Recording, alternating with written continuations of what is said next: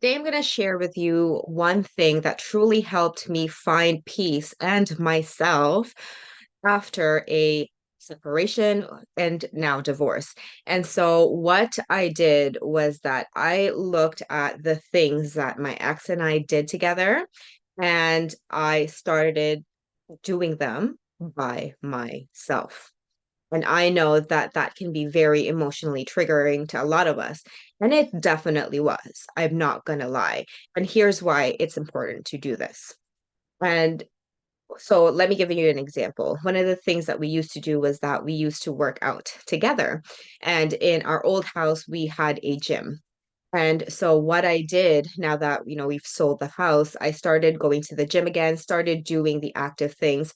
I started doing yoga, which we used to do now by myself.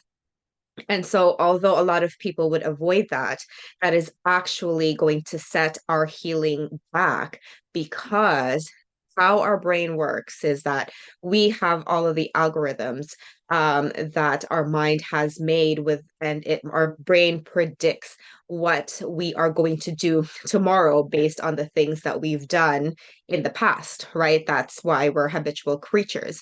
And so, if our brain expects our partner to be there whenever we're doing the things together and we don't have them, our brain goes, where did your partner go? They were supposed to be part of your life. Ding, ding, ding. And that's how we feel all that feeling, like that yucky feeling of grief, right? When we lose someone, or when we end our relationship. And so by actually doing the things again, only do the things that you enjoy, by the way. Don't do the things that you don't enjoy unless you choose to do that. But choose something that you actually want to keep doing, things that are actually good for you, that are healthy for you. And so obviously gym was one of them. And so it was very difficult to go back to the gym because my brain did associate having him around. But he wasn't. And so was triggered a lot at the gym. But the great thing about it eventually was that my brain started to get used to him not being there.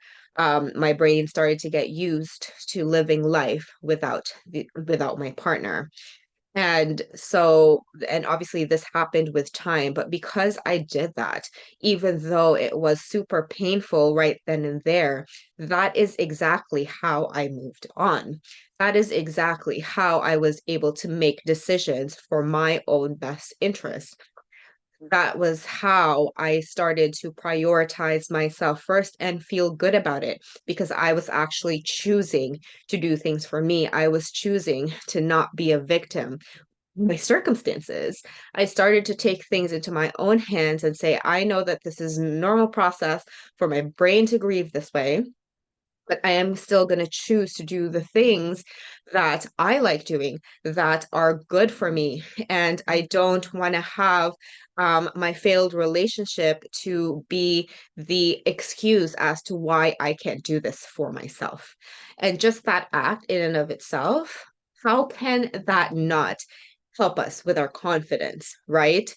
And so by doing that, by actually going through the things that we used to do together by myself, not only did I help myself heal, I also retrained my brain to start expecting doing these things by myself. And again, this isn't easy, right? It's a very difficult process going through something like this. And again, I was triggered. I cried at the gym a few times. I cried at the yoga studio a few times, but I would not have changed anything that I did. If anything, I probably would have done more of it more frequently so that the healing process starts to better, the reprogramming starts to become faster the more we do it with repetition and frequency. And so that was definitely what I did. And what are your thoughts on this? I would love to hear, because now thinking about it now, I'm at a place now where I was talking to my friend about this the other day where I was like, wow, I was actually married. That's crazy because I've done so many things by myself now that my new reality is now all about, prioritizing my health, prioritizing my business, prioritizing my clients, my future students, and all of that. And it has become obviously a big growth opportunity. And at the same time, the fact that I went through all of that was really something that I am proud of now. And so let me know what your thoughts are. I would love to hear it, and I will see you soon.